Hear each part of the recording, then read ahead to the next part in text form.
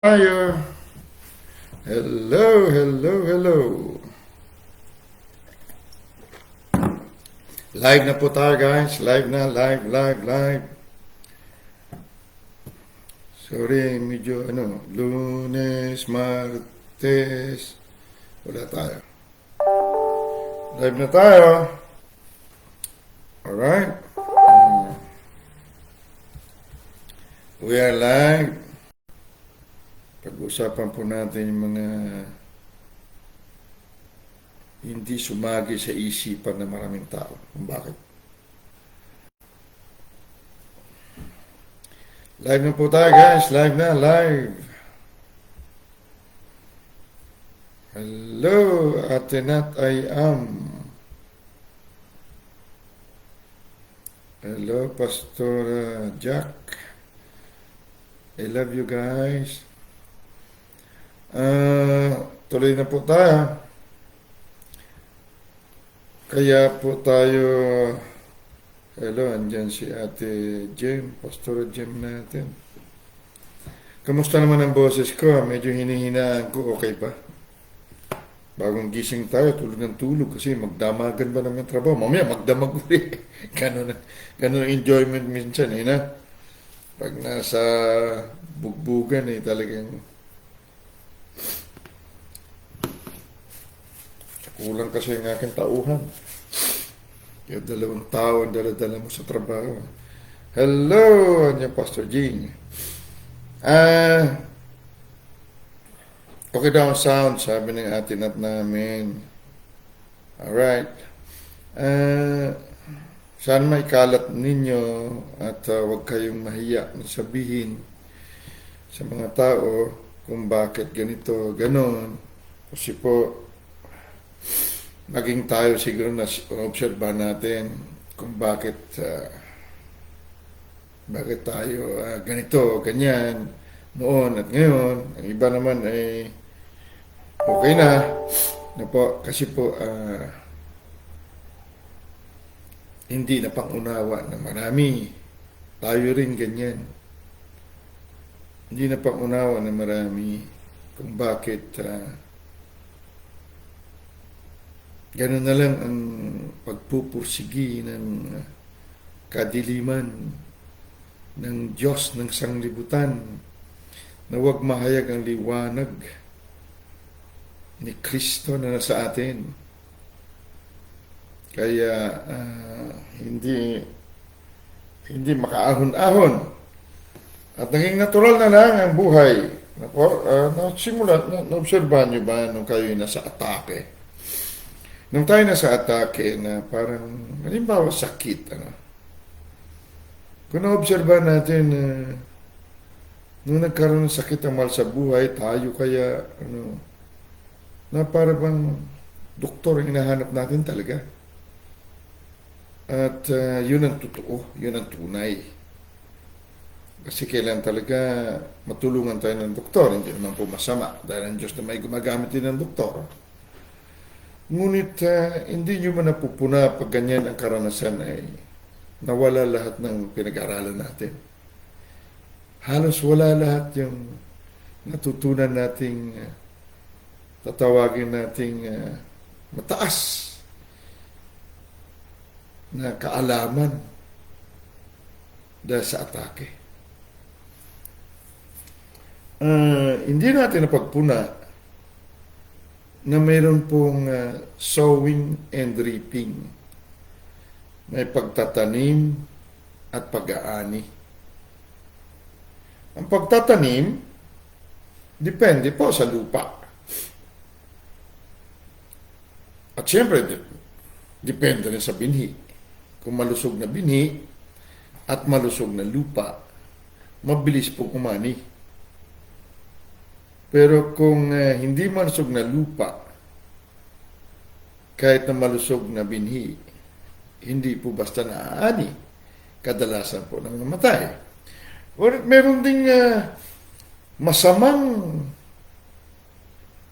binhi na kahit sa matigas na puso o matigas na lupa, tumutubo po siya. Tingnan niyo po sa mga mabatuhin, mabuhanginin, o medyo matigas na lupa. Marami pong mga tinik na tumutubo, dawag. Hindi naman tumutubo doon ng magagandang bini. So, kapag naani ng tao ang masamang ani na tinik, ito ay dahil naihasik ang binhi sa kanyang lupa. Punta tayo sa Genesis chapter 1 verse 26. Ha? Chapter 1 verse 26. Ang pag-aaral na ito ay hindi po pwedeng sabing malalim. Napagpunan nyo siguro nung tayo nagsisimula magpaliwanag ng greater truth sa atin na nagugulat tayo. Ano ba yung pinagsasabi niya? Bakit ganyan siya magsalita? At ayun, ilipat ko nga muna doon sa kabila. Walang pasa doon sa isang group. Sa kabila, walang nagpasa. Narinig niya. Papasa ko lang dito sa Jay Banner.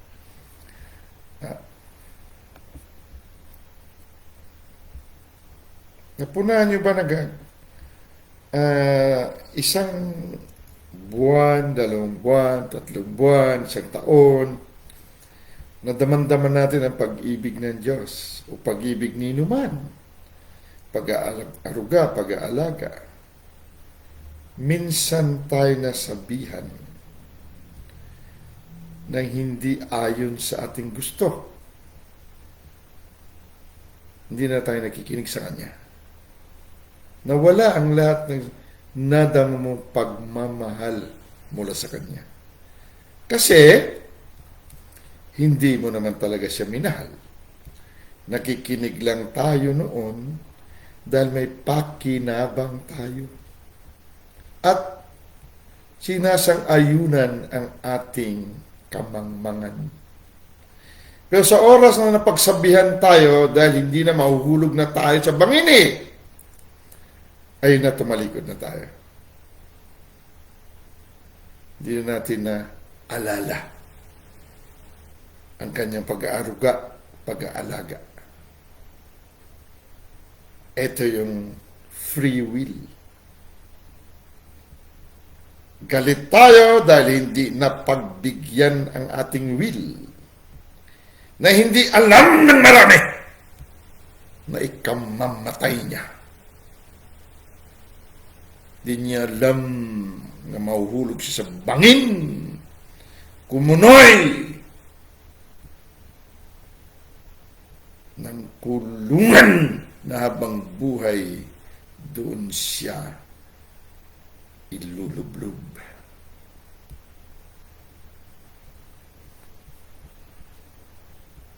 Alam mo ba kung gaano kasarap bago ka mag-20 anyos, pinapasan mo na ang buong mundo? Napakasarap ba? At idadamay mong lahat ng kamag-anak mo at henerasyon mo. Yung pinagsasabihan ka, galit ka. Hindi mo naramdaman man lamang na ilang taon ka inaruga. Minsan ka lang nasaway dahil ayaw nilang mahulog ka sa bangin. Tumalikod tayo. Ngayon, tingnan mo ang buhay ng 99% ng Kristiyano sa gitna ng kalamidad. Tingnan mo kung may kaunti man lang silang laban sa diablo ng kamatayan. Pero habang maaga, wala pang kalamidad, pinagsasabihan tayo ng mabuting pananalita, ang sama ng dating sa atin. Tingnan mo sa Genesis 1:26.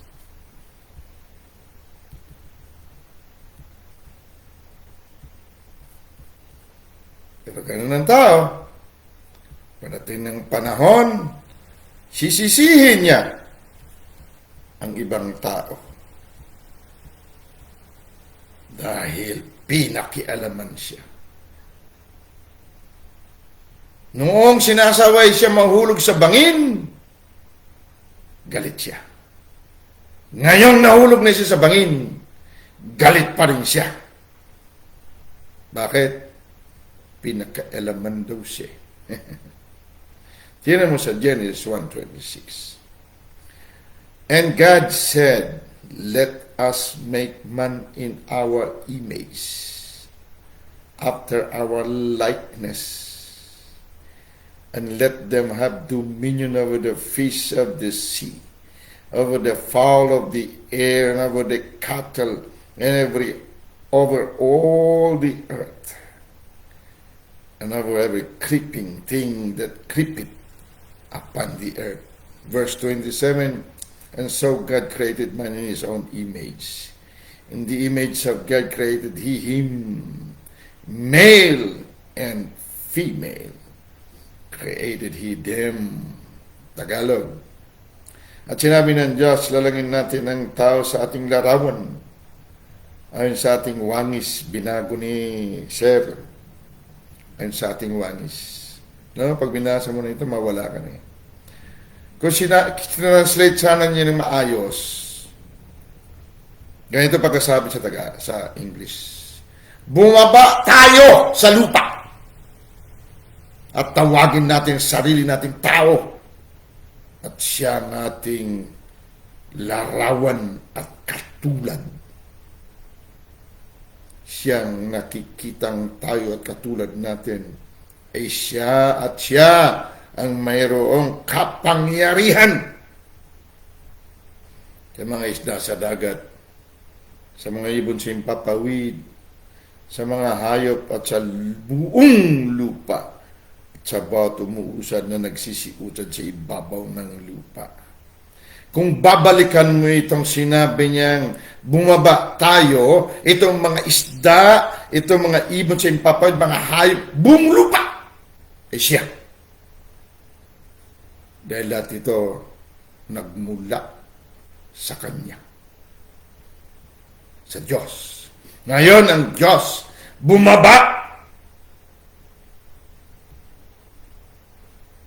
sa iyo at sa akin. Ang ibig sabihin, walang buhay sa labas mo. Lahat ng buhay na sa loob mo. Dahil ang Diyos na buhay, ang Diyos na buhay din, bumaba sa iyo. Kung titingnan mo ngayon, merong ibang buhay sa labas mo, hindi ka lang mangmang, hindi mo kilala sino ka. Walang buhay sa labas mo. Walang dominion sa labas mo. Walang paghahari sa labas ng tao. Ang paghahari nasa loob. Ang buhay nasa loob. Ngunit kung hindi alam ng tao, ang buhay na nasa loob ay naging kamatayan. Dahil sa free will. Free will. Malayang pagpasunod ng gustong mangyari. Kalayaan magpasunod ng sarili.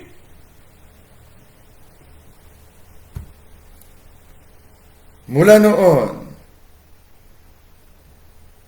sinabi ng Diyos, alam mo ba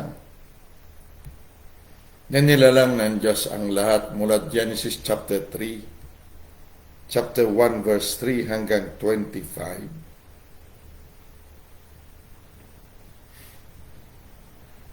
Kinumpleto niya. Walang hindi niya nagawa. Maging hindi mo pa nakita, hindi mo naisip na gawa ng Diyos. So kung mayroon ka nakita o naisip man lang, available na. Nariyan na. At nung ginawa ng Diyos, ang lahat, saka siya bumaba. Let us ibaba natin ang ating sarili. Napatunayan natin sa kung sino man gusto mag-dispute. Ito po, bumili kayo ng ganito. At itong sisihin natin. Itong patayin natin, may author nito. Si Strong's.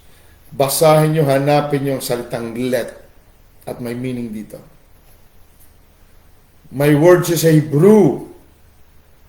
Ang word na let sa Hebrew ay yarad.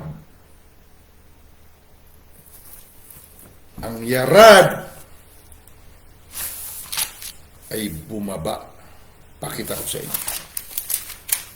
Kasi alam nyo, napakaraming nasa pulpito nakatayo. Hindi ko po pinupulaan, kundi sinasabi kong katotohanan na marami sa atin binulan dahil sa pride and ego. Gusto matawag na pastor, pero manggaganso, manluloko. Kaya sa lagi, kapatid, I'm sorry to say, sa oras na ginawa mo sa loob ng lagi yan, makakatikim ka sa akin. Kahit saan tayo umabot. Kung hindi kita makuha sa mabuting salita, pagugulungin kita, kapatid. I'm sorry, sa akin yun lang narinig yan. Dahil gusto kong bugbugin ka hanggang sa makita mo na ang iyong Diyos na manggaganso ay dapat mong bitawan.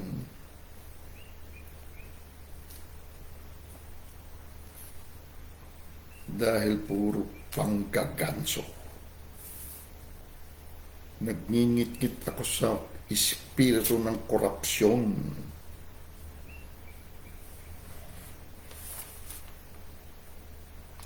Alam mo yung binigyan mo ng bariya.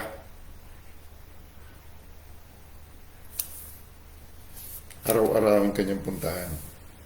Tingin niya sa iyo, lukuhin. Tingin niya sa iyo, kayang-kaya kanya. Tingin niya sa iyo, tanga. Yan ang mga taong kaawa-awa. Pag hindi mo na pagbigyan, kamag-anak mo kulang na lang, hold upin ka. Nabuti na lang, hindi ako nasa church. Nung araw, galit na galit talaga ako, kahit sa mga leaders ko, sinasabi ko. Nandyan pa ako sa Pilipinas. Dito sa ministry na ito, bawal magsulisit. Ulitin ko, sabi ko, dito, bawal manghingi. Mangsulisit yan sa labas. Kung kani-kaninong politiko ka nanghihingi, kaya susulat dito, sulat doon, magsulisit. Dinner dito, dinner doon, halagang 2,000, pakainin mo sila na niluto mo na wala pang 50 piso para daw sa ministry. Kaya kung ganyan yung style, umalis kayo sa ministry na ito. Kaya marami kong pinalayas na pastor nagpuntahan doon. Ngayon yung style mo, hindi pwede yan dito. Let Yarad 3381 to descend.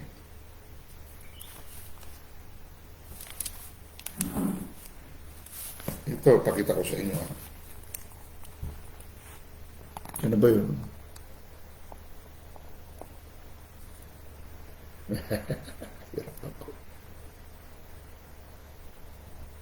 Where are you, let? Where are you, my friend? Let, ito.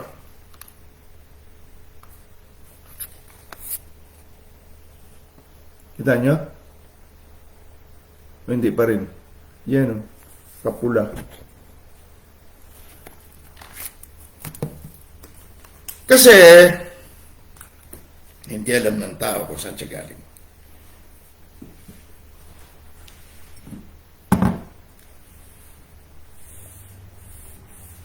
Katulad ko noon.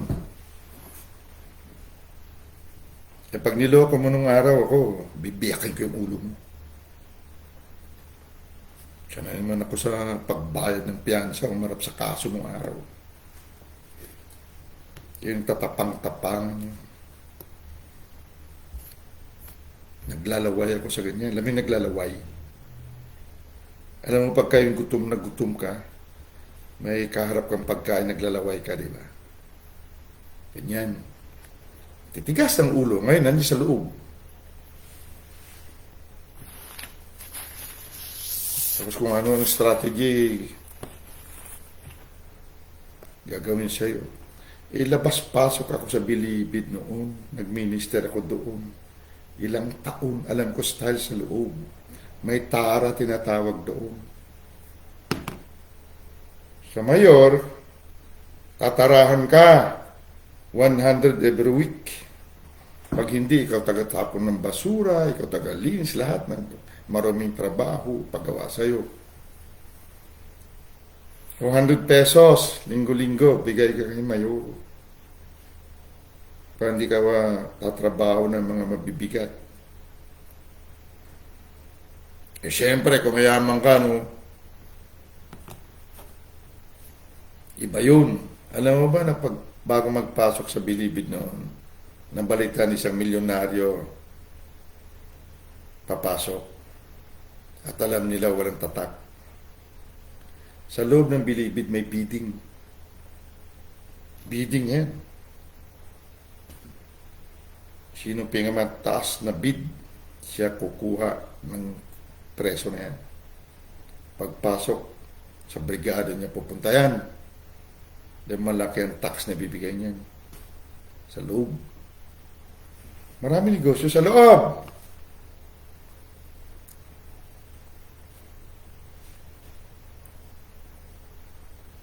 Nakulong na nga tayo eh. Paglabas natin, nakulong ako una, hindi naman ako nagsisi. Pangalawa, nakulong ako. Maraming kaso, pero sinasabi nga hindi ka nagkasala doon sa kinaso sa'yo. O nga, hindi mo nga ginawa yan, marahil. Pero sa dinami-dami ng kaso mo, no? Yun nga lang, nadimanda ka doon sa hindi mo nagawa. Pero lingunin mo kung ilan nagawa mo. Pero kung tinawag ka kapatid, minsan dumadaan ka sa ganun. Maraming disgrasya na inabot natin. Ngayon, pastor tayo. Nasa ministry tayo. Ganon pa rin, manggaganso pa rin. Yan naman. Sa Genesis 1:26, ang sinasabi dito, kung unawain natin kapatid, ang lahat ng sinabi dito sa verse 26, na magkaroon sila ng kapangyarihan sa isda, sa dagat, sa ibon, sa impapawid, sa mga hayop, sa buong lupa, at sa bawat umusad, nagsiusad sa ibabaw ng lupa, lahat ito bahagi ng tao. O nagmula sa kanya. Dahil ang tao na ito, ikaw at ako, ay ang Diyos na bumaba sa nakikitang mundo. Kaya pinatunayan natin na ang let ay yarad o descend o bumaba. Wala nakita na hindi galing sa hindi nakikita. Lahat ng nakikita galing sa mundo o sa person na hindi nakikita. At ang persona niyan ay Diyos. Kaya nga, kung mabalik kami ko sa 1:15, siyang nakikita o laraw na hindi nakikita ang Diyos, lahat ng bagay nagmula sa Kanya. Hindi lamang lahat ng bagay nagmula sa Kanya, lahat ng bagay ay siya.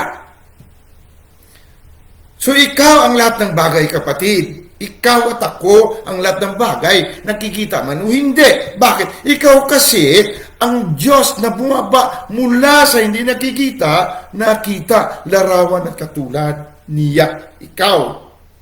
Hindi pwedeng bigyan ng kapangyarihan dito sino man, tao lamang, na hindi naman galing sa hindi nakikita. Kung ang tao ay hindi nakikita, ano siya? Bago siya makita. At wala namang hindi nakikita na marami, isa lang. Ang Diyos lang. Walang kapangyarihan maliban sa Diyos. So kung nagugulat ka sa kapangyarihan ng Diablo, hindi mo alam kung sino ka. Dahil walang kapangyarihan maliban sa Diyos. Ulitin ko. Sa mundong nakikita at mundong hindi nakikita, walang kapangyarihan, wala. Maliban sa iyo. Kaya yung lakas naman, yung kapangyarihan. Kapag sinasayang kapangyarihan, Diyos yan. Walang kapangyarihan maliban sa Diyos. Pag sinabi Satanas makapangyari, hindi yan. Hindi totoo yan. Dahil isa lang ang Diyos. Isa lang ang kapangyarihan. Diyos. Bumaba siya sa'yo. Hindi isa lang kapangyarihan. Ikaw lang. Bakit? Ikaw ang nakikitang siya. At siya ay isa. Ang Diyos ay isa. Pero pwede siya makita. Bumaba siya. Let us, yarad, bumaba tayo. Now, ang paghahari sa mundong ito, hindi po pambihira, hindi normal.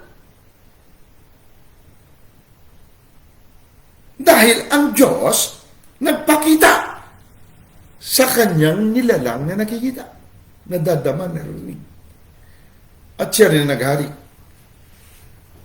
Na hindi pwede maghari ang sinuman. Dahil isa lang kapangyarihan. Isa lang paghahari. Ang tawag sa kanya, Diyos. So dito tayo nalinlang noon. Akala natin makapangyarihan ang kalaban, makapangyarihan sa labas natin. Walang kapangyarihan sa labas mo. Wala. Ulit ha. Walang kapangyarihan sa labas natin. Masama man o mabuti, wala sa labas na sa loob mo. Dahil walang nakikita na hindi galing sa hindi nakikita. Ikaw, nakikita. Pero di ba Kristiyano ka? Ang buhay mo, Kristo. Sabi ni Kristo ganito, ako at ang Ama, iisa. Ngunit ang Ama ay higit sa akin. Iisa, pero higit sa Kanya. Bakit? Ang Ama ang buhay niya, si Ayam. Siya si Jesus, nakikita. Ang nakikita, medyo may limitasyon. Kaya tawag sa Kanya, anak. Noong panahon ni Jesus. Pero ang kanyang totoong buhay, ang kanyang buhay sa loob na si Ayam, higit sa kanya dahil hindi nakikita. Ngayon, wala na si Jesus.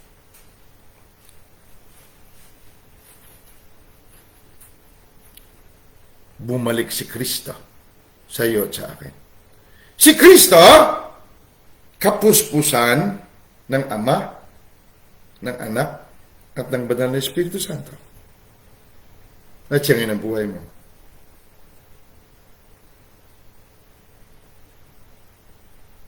Ang sinabi, Genesis 1:26, sila ang magkaroon ng kapangyarihan sa lupa.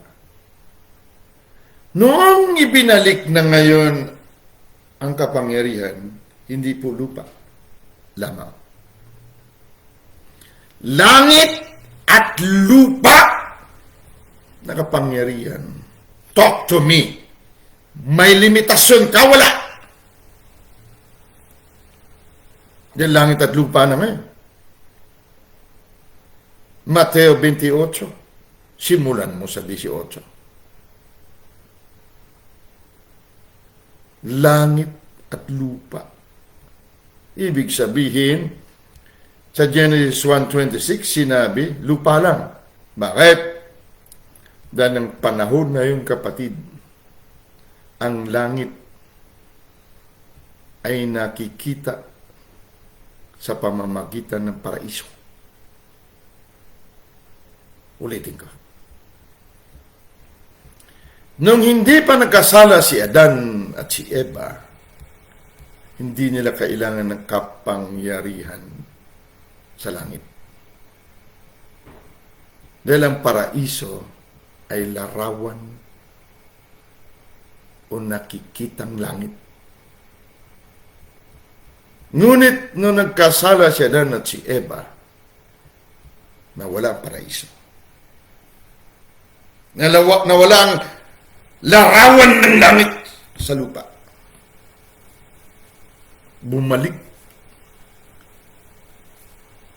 sa tao ang kapangyarihan sa pamagitan ni Kristo. May buhay siyang Kristo. Sabi ni Kristo, alis ako. Nagawa ko ng lahat. Sa paggawa ko ng lahat ng kapangyarihan sa langit at sa lupa na ibigay niya sa akin. Matthew 28:18. Dahil dito, tumayo ka. Ibig sabihin, ikaw nang bahala. Gusto mo ng langit makita muli sa mundo mo? Ikaw bahala. Hindi nakikita ang paraiso, kapatid. Wala na. Ang pinag-aharian ni Adan at ni Eva, nawala na. Lupa. Nasaan na? Sabi ni Kristo, the kingdom of God is within you. Ang paghahari ng Diyos ay nasa loob mo. Sabi ni Kristo, lahat ng kapangyarihan sa langit at sa lupa na ibigay na sa akin, kaya dahil dito kumayo ka. Ibig sabihin, binibigay ko sa iyo ito. Bakit? Natanggap natin si Kristo of His fullness. Have all we received. Ang kapuspusan niya tinanggap natin. So lahat na ibigay sa Kanya, nasa iyo at sa akin din. Ngayon, ang paghahari, hindi lang sa lupa, pati langit. Bakit? Dahil kailangan mo pagarihan ng langit. Pag napagarihan mong langit, pag sinabi mo langit, baba. Sinong boss? Ang langit o ikaw? Sino susunod? Ang nagahari o ang pinaghaharian? Pero dahil sa hindi natin alam mo sino tayo, galit tayo pag sinabihan tayo ng mabuting balita. Hindi kami ganyan. Hindi naman ganyan ang tinuro sa Bible. Tama yung tinuro sa amin sa Methodist, Baptist. Aral pa nga ako sa Baptist, Methodist. Aral pa ako Evangelical. Galing din ako dyan, kapatid. Iba-iba pa nga ang denominasyon pinasok natin eh. May Bible school pa nga tayo natin na hindi na raw usong himala ngayon din sa mundo. May PhD ang profesor. Amerikano at Amerikana. Yun, patay sa cancer.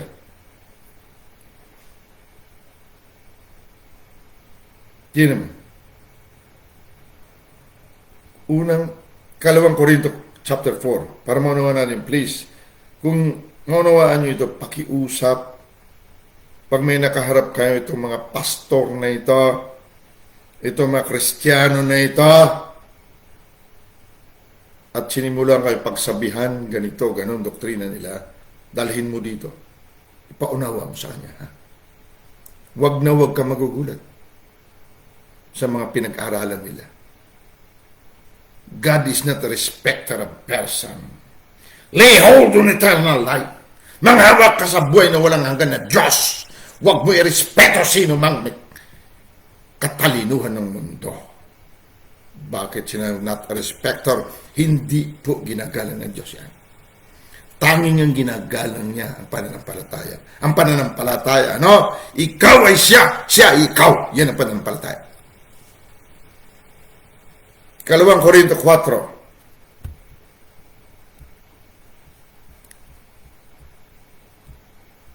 Huwag kayo magugulat sa talino naman. Ganyan din tayo noon eh. Pinuntog tayo sa pader. Di ba? Yun, nagising tayo.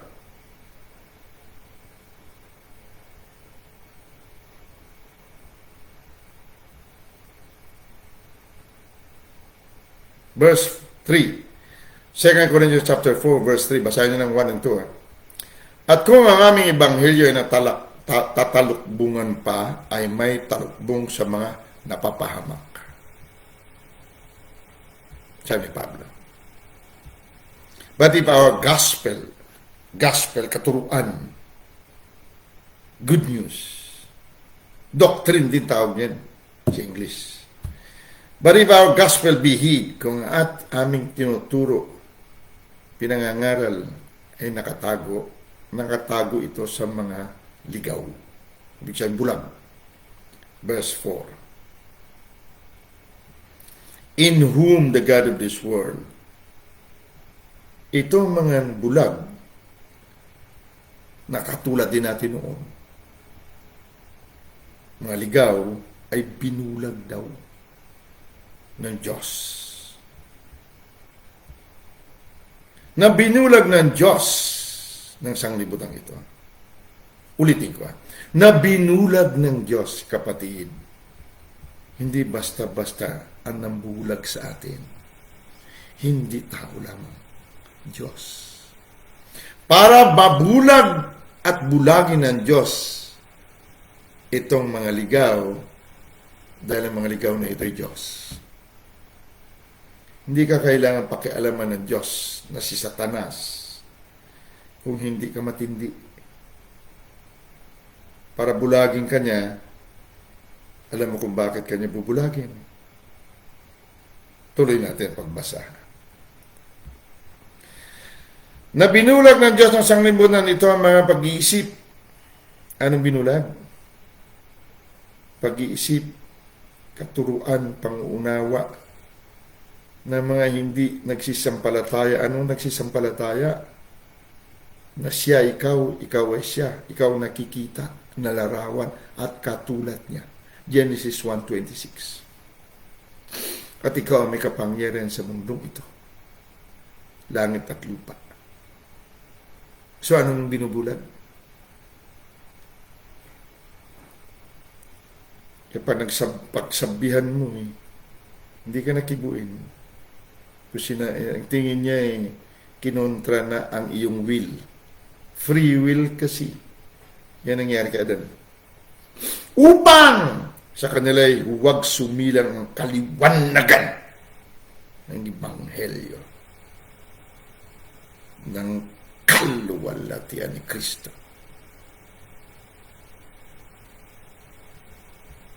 Ang glory, kapatid, ang ayaw na ayaw nilang mahayag.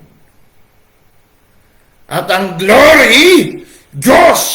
Kaya kailangan ng Diyos ng sanglibutan para matakpan ito. Baka lang binulag-bulag ka lang ng Diyos na ito para hindi kayo yumaman, para hindi ka gumaling. No! Kaya kanya binulag para ang kaluwalhatian ni Kristo na buhay natin huwag mahayag. Dahil itong kaluwalhatian ni Kristo, larawan ng Diyos. Basahin mo. Sa mundong ito, pag nahayag ang kaluwalhatian ni Kristo, nakita ang Diyos. Pag nakita ang Diyos sa mundong ito, may paghahari uli ang Diyos. Pero sa pamagitan ng itong utak na ito, na pinagsabihan mo, sumama ang loob. Yan. Sinabi na sa iyo eh. O ngayon, saan ka ngayon? Lahat naman tayo ganyan eh. Ako rin eh. Buti lang, hindi ako natuluyan eh. Sinabi na, hinahanting ka ng pulis eh. Siyempre, bulag naman tayo. No? Ayan mo! Huliin nila ang gusto nila, no? Ayun, nahuli ka. Ang bait sa loob. Nasa labas, ang yabang mo eh.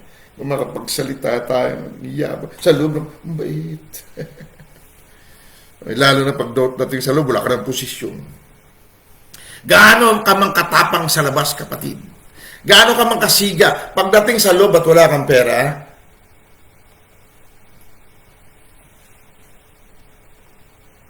isa kang maamong tupa doon, sinisipa-sipa ka lang. Malibang kung gumawa ka, pagpapatay mo sila lahat, sikat ka.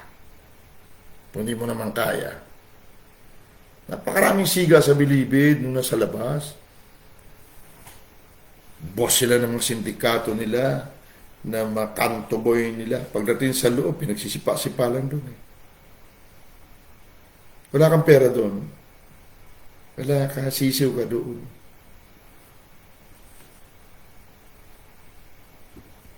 Sinabi ng itigil na yun eh. Ayun, dala-dala mo ang bigat ng sanglibutan, kabata-bata mo.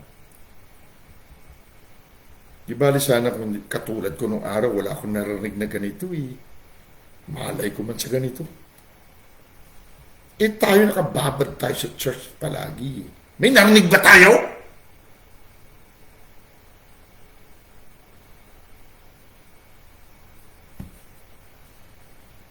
Diyan, nagchat-chat tayo dyan sa group chat. Aiming ka naman ng aiming. Kala ko naman may nabasa. Wala pala. Ayan. Magigising ka na ba dahil pasan mo ng mundo? O hindi pa rin? Walang problema yan. Bakit? Dawag yan eh. Tinik yan eh. Nagbunga. Kasi tinanim natin noon. So, anong gagawin natin? Bunutin lang yan. Palitan ng bagong tanim o binhi. At bukas makalawa. All things shall work together for our good. Kaya meron tayong power of revision. Eh. I-delete mo lang. Tapos palitan mo, mag-download ka ulit ng bagong laro. Delete mo yung masamang laro. Game of life ang tawag natin dito eh. Download mo ng bagong app o bagong laro. Laro ngayon na kapangyarihan. Ganyan, no? Eto na. Akala ko nakikinig. Yan, tinanong mo ngayon. Wala siyang masabi. Wala siyang alam. Pero lagi nag-amen. Praise the Lord. Eto na. Yung palapakitang tao lang lahat para bumait-bait. Para akalain mo ngayon eh, may alam para makuha niya ang gusto niya. Ayun, nakuha niya. Nagpakuha ka naman. Ngayon, okay na yan. Nandiyan na yan, di ba? Pasan mo ng mundo eh. Makinig ka na. Dahil wala tayong pinapasan ng mundo na hindi nagmula dito, kapatid. Walang kapangyarihan o katalunan na nasa labas natin. Nandito lahat. Si ay ang pumapatay, bumubuhay, sumusumpa, nagpapala, sumusugat, nagpapagaling. Yan si I am. Ikaw yan. At ako. Ano raw? Bakit ka binulag? Bakit tayo binulag? Para hindi daw sumilang. Ano yung sumilang? Panganak. Pag sila yung pinanganak, makita. Walang yung pinanganak na hindi nakikita. Kaya pag anak ka, nakikita ka. Ikaw ang larawan ng hindi nakikita ng Diyos. Kapag nakita ka, Diyos yan.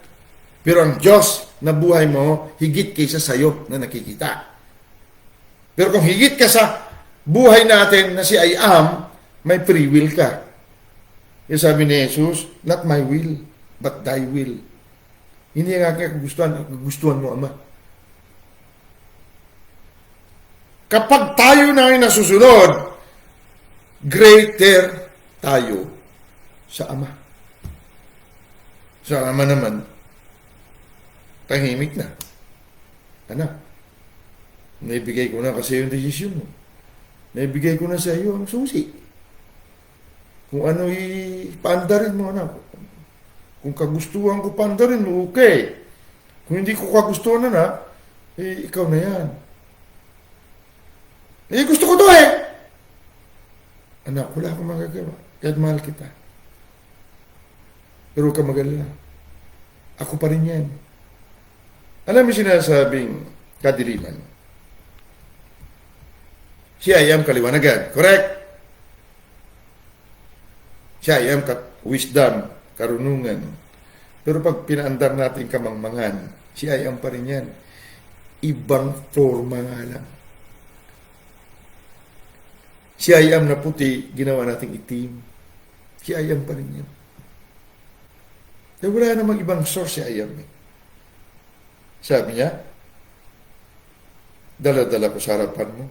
Buhay kamatayan, pagpapala at sumpa. Bumubuhay ko, pumapatay ako. Sumusugat ako, nagpapagaling ako. Ako yan lahat. Pagsugat, ako pa rin yan. Iba nga lang ang arrangement ng kamalayan. Kumbaga ginulo lang natin ang kaisipang ayam, yung magulo buhay. Hinalukay natin ang maayos na kaisipan. Si ayam pa rin yan, ikaw pa rin yan. Kasi nga, nakikinig tayo sa ibang impormasyon. Pag tinanggap natin ibang impormasyon, ang buhay, ako nga, ginugulo natin. So nagbubunga. Kasi walang ibang power. Kundi si I am. Hindi pwede sabihin ang demonyo makapangyarihan. Hindi, kapatid. Walang ibang kapangyarihan kundi ang Diyos na nasa atin. Ginulo lang natin ang kaisipan. Ang arrangement ng maayos sana na kamalayan. Pero siya pa rin yan, ginulo mo lang. Ikaw kasi ang masusunod sa mundong ito. Binigay sa ating kapangyarihan eh. Kami niya, bumaba tayo sa tao. Boom! Hininga niya. Nasa tao na siya ngayon. May buto at laman na siya ngayon. Nakikita na siya. Larawan ng katulad. Katulad. Pero yung katulad ng Diyos, pwede mong baguhin. Ang pagiging matapat, gawin mong kurap. Sinungaling, si ayam pa rin yan. Ginulo mo lang. Parang ito. Si ayam ito. Malamig ito. Pakuluan ko ang tubig na si ayam. Tingnan mo at inumin ko. Tingnan mo hindi magkasunog-sunog. Pero tubig pa rin yan. Ininit mo nga lang. Sino uminit? Ikaw. Ako. Nilagayan mo naman ng yelo, lumamig. Oh, lumamig naman. Si I am on tubig. Sino nagpalamig? Ikaw at ako pa rin. Nagbago ba? Tubig pa rin. So, sino sisihin mo? Wala tayong sisihin. Ang kaisipan na ito, binulag ng sanglibutan. Diyos ng sanglibutan. Pumayag naman tayo. Pinakulo niya ang malamig na tubig. Sanay naman tayo uminom. Hanggang sa nakasakit sa tiyan natin. Nagkaloko-lokong buhay natin. Katawan natin. Ininom natin eh. Sa pamagitan sinasabi niya, pinakulo mo eh. Pero yung pa rin yung buhay mo pa rin yung si ayam. Iniba mo nga lang ang arrangement ng kaisipan ni ayam. Si ayam pa rin. Kasi wala kang kapangyarihan maliban sa loob mo. Si ayam yun. Ang larawan at katulad ng Diyos, ikaw pa rin. Walang ibang power kapag wala. Masama, mabuti sa iyo yan. Walang ibang power. Kapangyarihan maliban kay ayam. Kamatayan buhay, pagpapala sumpa, sugat kagalingan. Si ayam yan. Sa'yo. Kaya lang, ikaw nga lang nasusunod. Ano man talian mo sa bundok? Tatalian sa langit. Ano pakawalan mo sa lupa? Pakawalan sa langit. Bakit? Naibigyan na siya kapangyarihan sa langit sa lupa eh. Sunod lang yan sila. Bakit? Lahat ng kapangyarihan paghahari. Ikaw hari eh. Alam na naman di sila susunod sa'yo, no? Yung tubig na malinis, dinumihan mo. Isunod din langit dyan. Bakit? Hiyayam kay. Iniba mo nga lang ang kaisipan niya. Pero siya pa rin yan. Nawa niya? So, itong Diablo na ito, wala siyang kapangyarihan. Magsasuggest nga lang siya sa'yo para mabago ang arrangement ng kaisipan ni Kristo sa atin. Pag nabago ang kaisipan ni Kristo, nabago ang hanay, arrangement, bulag ka. Sinisihin mo, demonyo? Hindi Lahat ng kapangyarihan sa loob mo eh. Wala siyang kapangyarihan eh. Kaya nga nagsasuggest siya eh. Dahil ang kapangyarihan magmula sa iyo eh. Suggest lang siya. O vlogging kita. Sige sir. Sige. Akin na nga yun. Bulag ka. Ay sino ngayon bumulag siya? Diablo. No, ikaw Walang ibang kapangyarihan eh. Tingnan mo sa Genesis 1:26. Sino magkaroon ng kapangyarihan sa lupa? Diablo. Tayo. So walang ibang kapangyarihan sa labas. Nasa loob lahat ng taong kapangyarihan. Pero ang Diablo na ito, na dating kaluwalhatian ng Diyos, siya ang light bringer ng Diyos. Kaya galit na galit siya. Dahil dating siya ang tagadala ng kaluwalhatian ng Diyos. Pag nakita mo si Lucifer ng araw, nakita mo kaluwalhatian, light bringer siya. Tagadala ng liwanag ng Diyos. Wala na sa kanya. Naging kadiliman siya. Galit na galit siya sa'yo. Grabe, ang posisyon ko, siya na pala yun. Tingnan natin. Romans chapter 8. Naku, 10 minutes. Babalik pa tayo sa barko. Tingnan mo, ilan pa natitira. Romans chapter 8, punta tayo. Ilan pa natitira. Talk to me, come on. Wala, 39. May 2 oras pa tayo. Pwede pa. May 2 oras pa. 1 hour, 45 minutes maybe. So, makakain pa ako. Tingnan mo Romans chapter 8. Anong dahilan ka binulag ng Diyos ng sanglibutan ng tao? Para hindi daw sumilang. Hindi may panganak. Pag hindi na ipanganak, nandiyan na sa loob. Pag hindi na ipanganak, kapatid, kadiliman. Huwag sumilang ang kaliwanagan ng Ebanghelyo. Kaisipan daw na binulog ng Diyos ang sanlibutan ito ang mga pag-iisip. Ano laman ng isip? Salita. Ang salita, Ebanghelyo. Mabuting balita, Ebanghelyo. Masamang balita, Ebanghelyo rin. Masamang alam na balita. Ngayon, pag ang pag-iisip na puspos ng, huwag mo yan. Puro mga greater truth sila. Yan mo sila. Grabe. Pera malaka, no? Puro sila greater truth.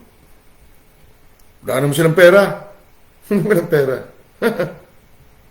Kakamali ka. Naman ko anong pinakamakapangyarihan, pinakapera sa mundong ito. Anong pinakapera? Kaluwalhatian ng Diyos. Dahil lahat ng mabuti at perpektong biyaya bumababa sa Ama ng kaluwalhatian. Hinahanap niya ang kaluwalhatian sa lupa. Ama siya ng liwanag, hinahanap niya, nagliliwanag sa lupa. Kaya ang creation ni Sintravel, tambakan ka man ng pera, kapatid, kung nakikinig ka, papatayin ka ng pera mo. Kung Diyos mo pera. Papatayin ka ng denominasyon mo kung Diyos mo denominasyon mo. Walang ibang Diyos sa labas mo. Wala. Walang kapangyarihan sa labas ng tao. Walang Diyos. Nasa loob niya lahat. Siya ang lahat-lahat. At siya ang pinanggalingan ng lahat. Kaya pag sinabi ng mundo, ikaw yun, kapatid, ikaw.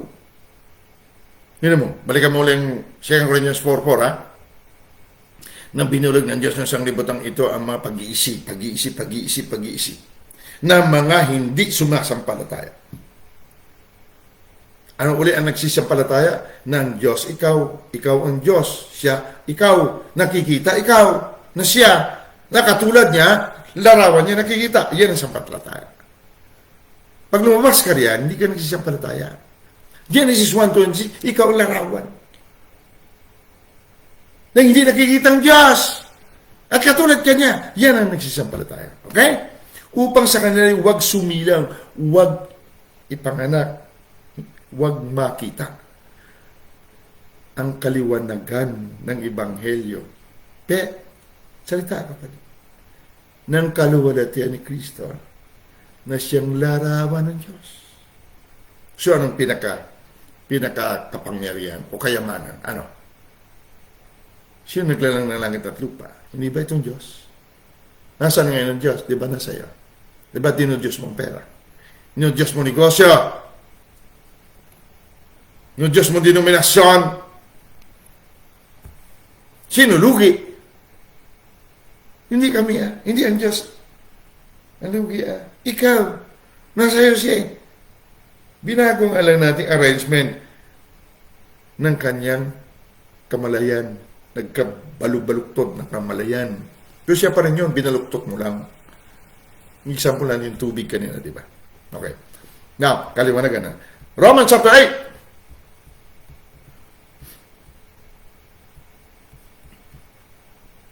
Diretso tayo verse 30 para tapos na tayo. 5 minutes. Gusto ko man sana. Alam nyo, sa may focus lang ito. Deep, call it unto deep. Ang kalaliman. Tinatawag ang kalaliman. Never ng kalaliman tumatawag ng sinasabing kababawan. At ang kababawan hindi pwede tumawag sa kalaliman.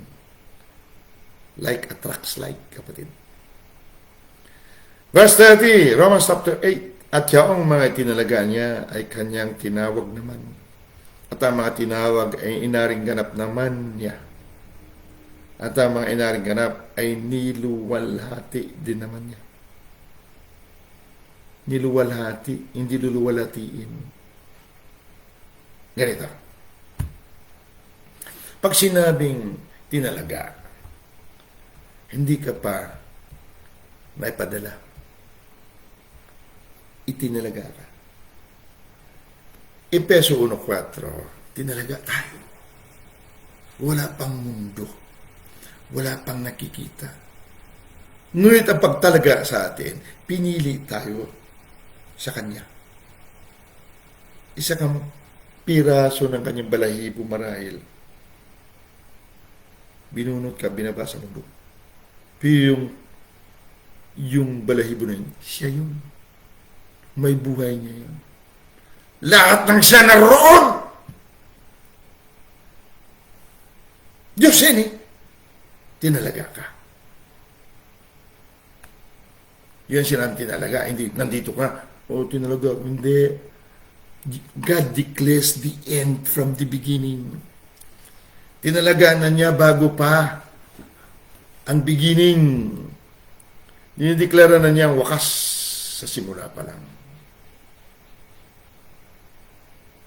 Ang kanyang tinalaga, tinawag naman niya. Anong tinawag sa'yo? Anong tawag niya sa'yo? Sabi niya kay Moses, sabi ni Moses, ano po, itatawag ko sa'yo. Pag tinanong ako, ano po pangalan mo? Ano po tatawagin ko sa'yo? Sabi ng Diyos, pag tinanong ka, kung sino nagpadala sa'yo, sabihin mo, ako nga. Sino tawag sa'yo? Tinawag ka Anong pagkatawag sa'yo? Kanya. Ang pagkatawag sa'yo, siya.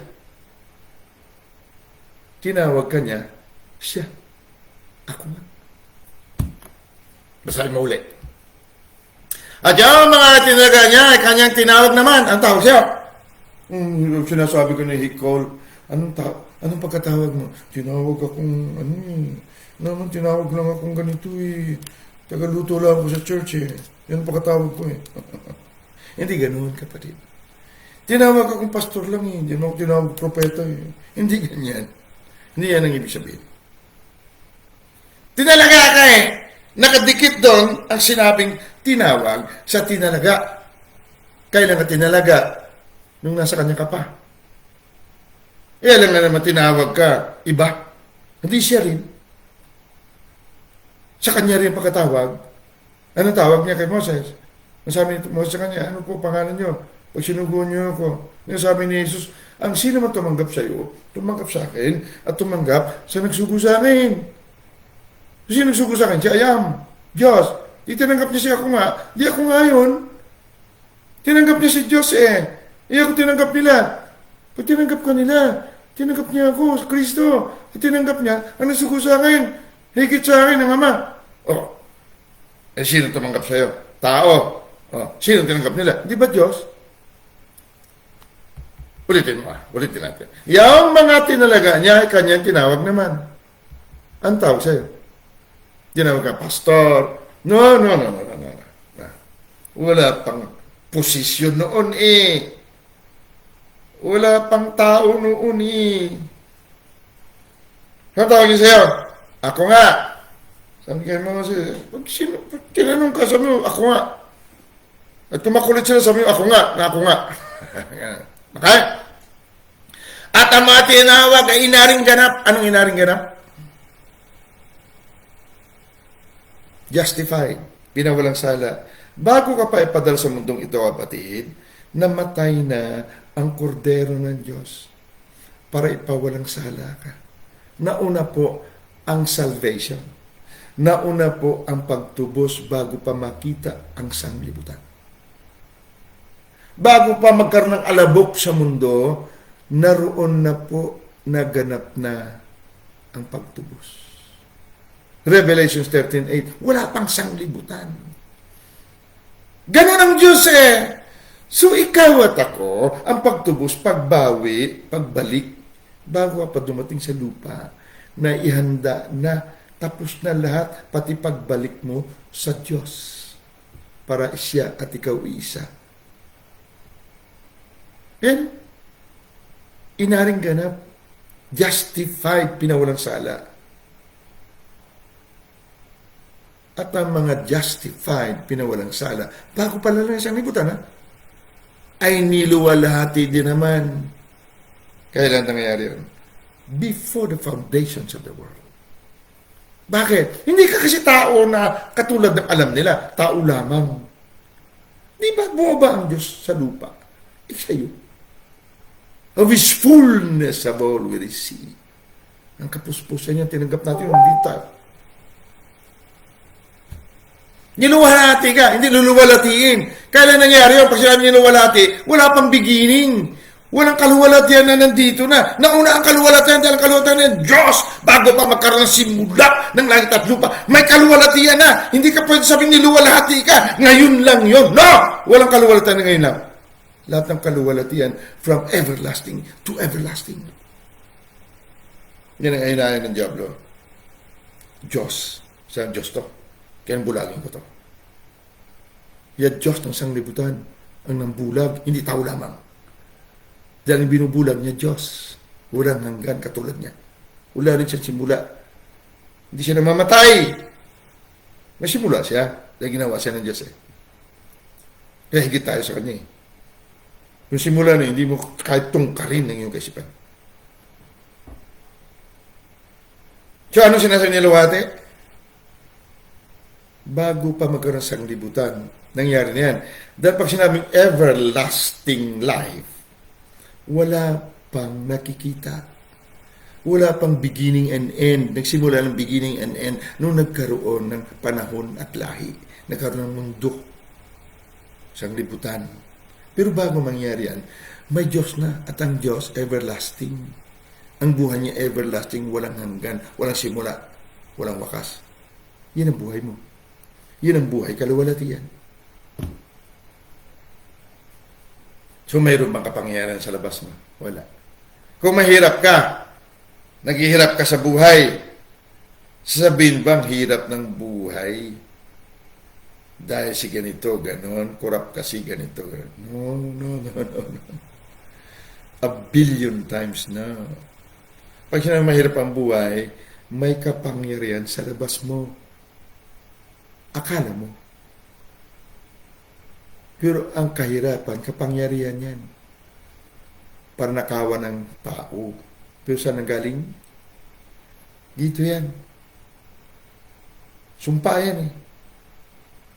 Dala ko sa iyo ang buhay, kamatay, pagpapalat, sumpa. Bumili ka. Sino may dominion? Sino may authority? May ba authority labas sa iyo? Wala. Pero pati sumpa! Ikaw at ako nagpapatupad, tanda sa lupang ito. Walang nagpapatupad ng sumpa, kahirapan, sakit, at anuman maliban sa iyo at sa akin. Yan, pinoproblema natin ito, ganyan. Tumigil-tigil ka nga. Bakit ano ba ang problema? Hindi kasi po, ganito ginagawa sa amin, ganito kasi. Ang kapatiran, ginagawa nito. Tumigil ka. Pinahintulutan mo kasi. Wala silang kapangyarihan, nasa labas sila, hindi nila alam eh. Bulag sila eh. Lahat ng kapangyarihan sa'yo, alam mo yun. Pandarin mo. Yung sisihin mo sila. Para ba sila dahilan? No! May kapangyarihan ba labas sa'yo? Wala. Ang glory, naging kadiliman. Kaya ang susi, ang glory. Kasi yan ang pinakadahilan kabinulag ng Diyos, ang mga Diyos. Tingin niya tuloy, mas mataas sa kanyang Diyos na ito. Efeso 1, higit tayo mataas sa lahat ng Diyos na ito. Dahil ang kapangyarihan na ginamit ng Ama para buhayin si Kristo na patay. Diyos na patay, binuhay niya! Hindi niya binulag lang, binuhay niya!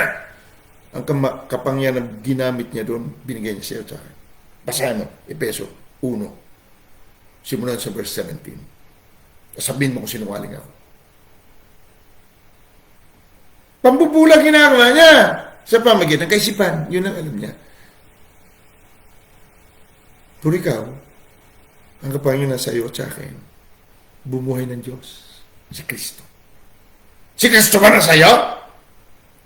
Kristiyano ka ba? May buhay Kristo ka?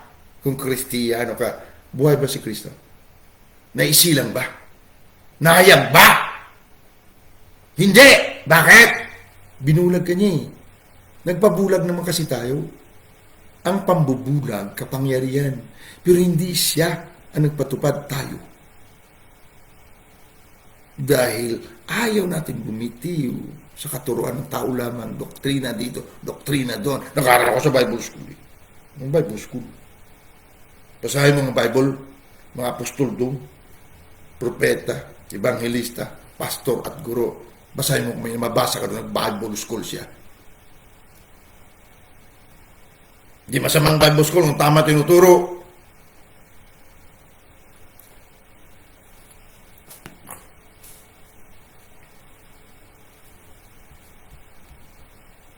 Bible School na sabihin, pag nagtangs ka raw sa demonyo, hindi nga niya alam kung anong speaking in tongues eh. Husga niya sa demonyo daw. Ang sinasabi, huwag kang mag-bite sa demonyo yan. Hindi mo siya marunong mag-bite. Parang ganyan. So, niluwalhati ka, naintindihan natin. Nung niluwalhati tayo, hindi ngayon. Dahil ang kaluwalhatian ngayon lamang. Pag sinabing kaluwalhatian, from everlasting to everlasting. Pag sinabing itinalaga, dun sa everlasting. Kasi everlasting ka eh. Wala kang simula, wala kang wakas. Dahil pinili ka sa kanya. Tinawag ka naman niya. Ano tawag niya siya? Walang hanggan din si Ayam. At pagkatawag sa iyo, sabi niya, naganap na, inaring ganap ka, naganap na ang pagiging banal mo. Justified ka. Pinawalang sala ka na bago pa dumating sa mundo. Namatay na ang kordero ng Diyos bago pa sa libutan. Ang kordero ng Diyos, kaya pinaslang, dahil may siya siya tutubusin, may babawiin. Doon pa lang bago pa sa libutan. Dahil ang kanyang tinubos mga Diyos. Diyos din ang pinaslang. Kordero ng Diyos. Ngayon, doon pa lang, niluwati ka na. Niluwalhati na tayo. Dahil walang kaluwalhatian ka pa din. Dito pa lang. Dito may beginning and end. Wala. Kaya nga si Kristo ay isang hiwaga sa mga banal. Hindi sa mga sakop ng lahi at panahon. Malinaw?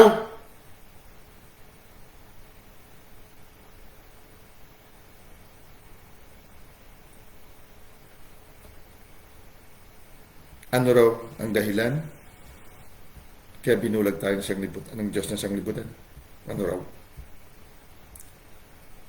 Sa pamamagitan na, kaisipan. Ito. Kasi alam ng Diablo, kapatid. Lahat ay posible sa lahat ng naniniwala. Naniwala ka bang mahirap ang buhay? Hindi mo kailangan sino man tulong, kapatid, para maghirap. Dahil ang paniwala na yung kapangyarihan. Hindi sa kanila, ikaw at ako nagpapatukan. Dahil walang ibang kapangyarihan maliban na ito'y nasa loob natin. Walang kapangyarihan sa labas. Wala. Ever. Wala.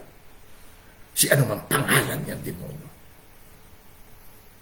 Sabi niya, pag sumasampalataya kayo sa katauhan ko, palagasin mo! Dahil wala naman siya kapangyarihan eh. Nasa iyong kapangyarihan eh. Hoy! Anong ginagawa mo dyan? Alis! Hindi, pag nakita ko, ano? Kakatakot. Bakit? May cancer daw ako. Katakot. Sampalin mo yung cancer. Hoy! Anong cancer? Hindi ba na? Kamatay at buhay na sa akin! Pang-ari ko yan!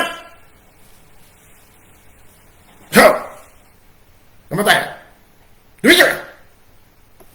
Yes, sir. Gets nyo. Nagkastaan nyo na. Mahaba pa sana. Bali, yun na lang. Baka sabihin nyo, galit na naman ako. Ito lang. Kaya tayo binulag ng sanglibutan. Nagpabulag tayo. Nung nabulag tayo, ha? Tuwa siya. Bakit? Ang kaluwalhatian. Ang buhay Diyos. Everlasting. Ay hindi sumilang. Sa galit niya noon na siya ang tagadala ng kaluwalhatian ng Diyos. Galit na galit siya sa iyo. Bakit? Nakikita niya, alam niya, na pinili ka sa Diyos mismo. Siya hindi siya pinili sa Diyos. Ginawa siya ng Diyos. Nilalang siya. Ikaw hindi ka nilalang. Pinili ka. Muna sa kanya, tinawag ka, I am. Ako, ikaw. Pinawalang sala ka. Hindi ka likas na makasalanan. Dahil doon, niluwalhati ka bago pa ang mundo. So, nandito ka na ngayon. Dumating si I am sa'yo. Juan, yes. Sabi ni I am, ako ang daan. Ako ang katotohanan. Ako ang buhay. Walang makakarating sa Ama kung hindi ka anak. Sino nagsalita? Si Kristo. Nasaan si Kristo? Di ba siya ang buhay mo? O sino ngayong daan? Sino ngayong katotohanan? Sino ngayong buhay? Sino dadaanan? Sino daan papunta sa Ama? Sino? Talk to me! Anong tingin mo sa sarili mo ngayon? Tao lamang. Bulag ka kali. So okay ba sa'yo mamatay? Nawala sa oras? Okay ba siya maghirap? So anong ginagawa mo? Panggaganso dito, panggaganso doon. Ha? Pag sinabihan ka, ayaw nga. Nakulong ka na nga eh. Luloko ka pa rin yun. Okay, ako rin ganun nun. Isang araw, mauntog ka rin, kapatid. Katulad ko. Father Almighty, salamat po. At unti-unti man, naniwala kami na lahat na nakinig ay may kalat nila ang katotohanan na ito na sila ay kayo rin. Katulad din namin. Walang hiwalay. Lahat ng tunay ng tao, ikaw. Hindi kailanman nahiwalay. Natulog ka lang. At ngayon nagising na. Na tinanggap namin, ikaw. Si Kristo. nakapuspusan. Father Almighty, we give you all the honor and the glory and the dominion. Because siya ang nagsabi, nagpatunay, I am that I am.